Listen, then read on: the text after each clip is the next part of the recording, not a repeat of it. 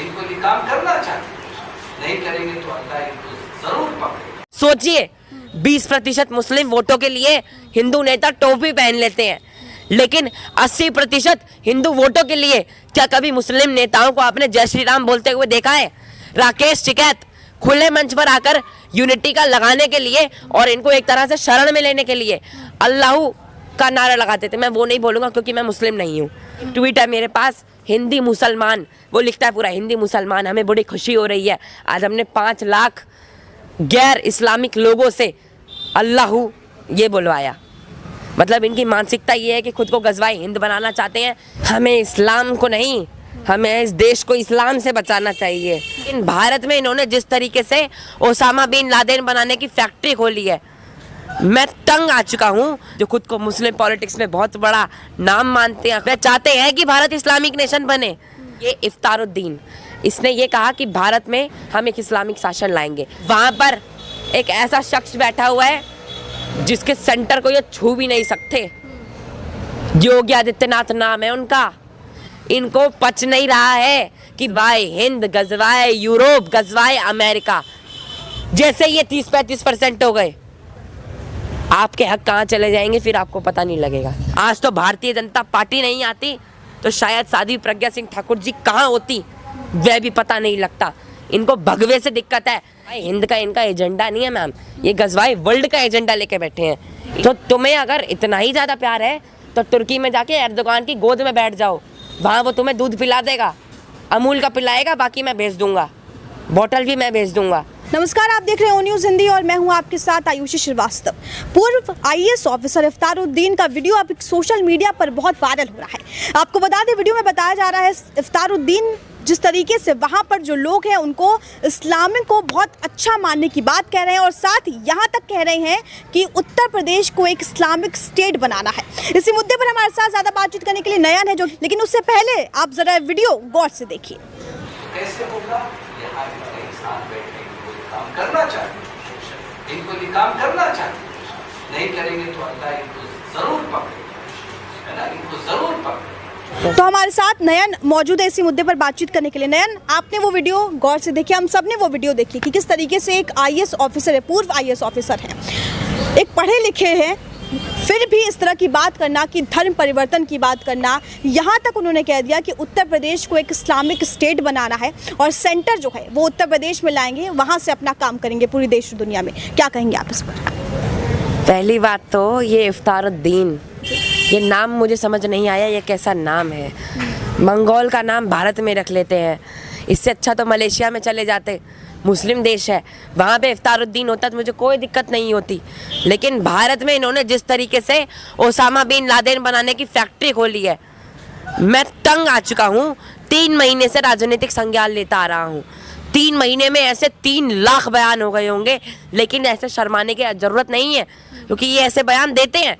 3 लाख बयान हैं और आप जितना गहराइयों से जाएंगे, बड़े बड़े सांसद, समाजवादी पार्टी के बड़े बड़े नेता जो खुद को मुस्लिम पॉलिटिक्स में बहुत बड़ा नाम मानते हैं, अकबरुद्दीन ओवैसी, असदुद्दीन ओवैसी, वे चाहते हैं कि भारत इस्लामिक नेशन बने। लेकिन भारत को इस्लामिक नेशन बनाने से पहले ज़रा मैं इनको ये बता दूं कि भारत कैसा नेशन है। इनके आज अच्छे से बैंड बजाऊंगा और ढोल बाजे नगाड़े इनके मुंह पर मारूंगा और बताऊंगा कि ये कितनी हैसियत रखते हैं। सबसे पहले तो ये इफ्तारुद्दीन, इसने ये कहा कि भारत में हम एक इस्लामिक शासन लाएंगे। तालिबान वाला पूरा सिस्टम, कोई भी कैसे भी सिर्फ तालिबान, ये इनका सिस्टम है। और इस पर अगर ये खुद को यूपी में सेंटर बनाते हैं तो वहाँ पर एक ऐसा शख्स बैठा हुआ है जिसके सेंटर को ये छू भी नहीं सकते। योगी आदित्यनाथ नाम है उनका। इनकी औकात भी नहीं है कि उत्तर प्रदेश में ये कुछ कर पाए। भारतीय जनता पार्टी की सरकार है वहाँ पर, गली का कुत्ता भी नहीं पूछेगा बाद में इन्हें, वो भी इनका इनकार कर देगा, शायद गली का कुत्ता भी नहीं चाटेगा फिर इन्हें। तो ये बाद की बात है। उत्तर प्रदेश में ये खुद को इस्लामिक नेशन बनाना चाहते हैं। 80% हिंदू हैं, लेकिन उससे पहले सारा लॉ एंड ऑर्डर एक ऐसे के हाथ में है जो ऐसी चीजें करवाएगा, जो ऐसी हो जाएंगी जो शायद 20-25 साल पहले हुआ था। और इस्लामिक नेशन बनाने वालों की गर्दन योगी आदित्यनाथ के हाथ में होगी। ये हाल होगा उत्तर प्रदेश का फिर। नयन, ये भी था कुछ दिन पहले यूपी एटीएस ने एक बहुत बड़ा रैकेट भी पकड़ा था जो धर्म परिवर्तन की बात कर रहे थे। उस वीडियो में ये भी कहा गया कि पंजाब से भी एक शख्स का धर्म परिवर्तन किया गया। क्या एक बहुत बड़ा रैकेट चलाया जा रहा है अभी भी उत्तर प्रदेश में? समाजवादी पार्टी की बात करें तो उसकी सरकार में आईएएस ऑफिसर थे ये, मतलब क्या समाजवादी ने हमेशा इनको पनाह देने की कोशिश की है? मैम, पहली बात तो ये सवाल ही मुझे थोड़ा अजीब लगता है, और दूसरी बात, चाहे वो अकबरुद्दीन ओवैसी हो, असुद्दीन ओवैसी हो, वारिस पठान हो, आसिम बक्कार हो, अरविंद केजरीवाल हो, मनीष सिसोदिया हो, और आपके मुलायम सिंह यादव, अब्बा जान, चच्चा जान, जो भी है, मुझे इनके नाम से कोई आश्चर्यजनकता नहीं है। ये ऐसे ही है। ये कोई दिल्ली का पप्पू है, कोई देश का पप्पू है, कोई यूपी का पप्पू है, कोई बंगाल का पप्पू है। कहने में कोई दिलचस्पी नहीं है मुझे, इनके नाम लेने में बहुत अच्छी लगता है, क्योंकि जो लोग भारत को गजवाए हिंद बनाना चाहते हैं, सोचिए 20% मुस्लिम वोटों के लिए हिंदू नेता टोपी पहन लेते हैं, लेकिन 80% हिंदू वोटों के लिए क्या कभी मुस्लिम नेताओं को आपने जय श्री राम बोलते हुए देखा है? राकेश टिकैत खुले मंच पर आकर यूनिटी का लगाने के लिए और इनको एक तरह से शरण में लेने के लिए अल्लाह का नारा लगाते थे। मैं वो नहीं बोलूँगा क्योंकि मैं मुस्लिम नहीं हूँ, वो आगे आप समझ लीजिए क्या था वो 3 डेफिनेशंस। लेकिन हम ये फिर बाद में सारे मुस्लिम नेताओं को लाकर हर हर महादेव का नारा नहीं लगा पाए और हमने अल्लाह अकबर का नारा लगा दिया। तो और एक ट्वीट करता है, एक ट्वीट है मेरे पास, हिंदी मुसलमान, वो लिखता है पूरा हिंदी मुसलमान, हमें बड़ी खुशी हो रही है, आज हमने 5 लाख गैर इस्लामिक लोगों से अल्लाह ये बुलवाया। मतलब इनकी मानसिकता ये है कि खुद को गजवाए हिंद बनाना चाहते हैं। इनको पच नहीं रहा है कि भारत एक ऐसे राज्य चलाने वाले के हाथ में है जो इनकी नाक में दम करके बैठा है, ऐसी क्षमता रखता है। इनको बिल्कुल हजम नहीं हो रहा है कि योगी आदित्यनाथ और नरेंद्र मोदी जी, अमित शाह जी इस देश को चला रहे हैं, और इन्हें पता है कि बाद में योगी आदित्यनाथ जी के पास ही ये देश जाने वाला है, नरेंद्र मोदी जी के बाद प्रधानमंत्री के तौर पर।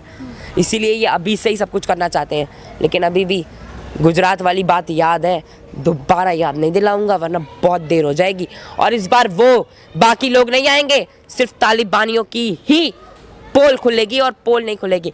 और बाकी ये बात है गजवाए हिंद की, तो ये कुछ नहीं करना चाहते, ये बस उल्टा करना चाहते हैं। हिंदूज़ को माइनॉरिटी और मुस्लिम्स को मेजॉरिटी बनाना चाहते हैं। और हिंदू नेता मुस्लिमों को पनाह देते हैं, उनकी टोपियाँ पहन लेते हैं। आप ना तो हिंदू कहलाने के लायक हैं, ना मुसलमान कहलाने के लायक है, ना इस देश के नागरिक कहलाने के लायक है। सीधा नाम लूँगा, असुद्दीन ओवैसी, अकबरुद्दीन ओवैसी समाजवादी पार्टी के राष्ट्रीय अध्यक्ष, शफीकुर रहमान बर्क तो उनके सांसद हैं, लेकिन जो बाकी भी है काशकर अखिलेश यादव और आपके अब्बा जान, इनका। उस वीडियो में ये भी कहा गया कि मुस्लिमों पर अत्याचार हो रहे हैं हिंदुस्तान में, इसलिए हमें अपने बारे में सोचना चाहिए। इस्लाम सबसे अच्छा धर्म है, इस्लाम में औरतें जो हैं वो उनको पूरा नकाब पहनाया जाता है, तो इस्लाम बहुत अच्छा धर्म है और हमें हिंदुस्तान में रह के अपने इस्लाम को बचाना चाहिए, मौलवी द्वारा इस वीडियो में कहा गया है। हमें इस्लाम को नहीं, हमें इस देश को इस्लाम से बचाना चाहिए। इस्लाम हमारी रक्षा नहीं करेगा। अफगानिस्तान में, ईरान, सीरिया, वहाँ हिंदू नहीं रहता, वहाँ क्रिश्चियन नहीं रहता, वहाँ जैन नहीं रहता, वहाँ बौद्ध नहीं रहता, वहाँ मुसलमान ही रहते हैं। और 90 से 95% मुसलमान आपस में शिया सुन्नी की लड़ाई हो रही है। पाकिस्तान में अहमदिया मुसलमान जो उस आबादी का 10 से 20% है, उसको ये साबित करना पड़ता है कि वो पाकिस्तान का सच्चा नागरिक बन सकता है, उसके बाद उसे पासपोर्ट मिलता है। और ये बात पॉलिटिकल एनालिस्ट तारिक फतेह जी ने भी साबित हो चुकी है।